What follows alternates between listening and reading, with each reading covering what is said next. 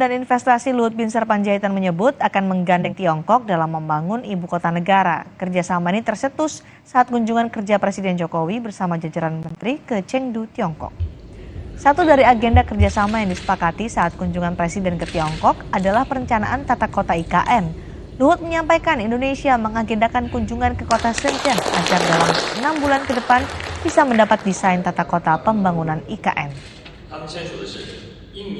Kemudian juga menyangkut IKN, kerjasama dalam konteks perencanaan karena tata kota yang mereka Shenzhen itu sangat pengalaman, di mana itu juga UAE, Abu Dhabi juga menyarankan untuk kita kerjasama dengan mereka. Juga yang ketiga tadi masalah kesehatan itu juga ditandatanganin Menteri Budi Sadikin, kemudian juga banyak hal lain yang saya pikir ditandatangani dalam kerjasama ini. Dan juga saya lihat mengenai kerjasama dalam pengembangan Kalimantan Utara itu juga berkembang, dan juga proyek-proyek lain yang kita memang ingin kerjasamakan bersama.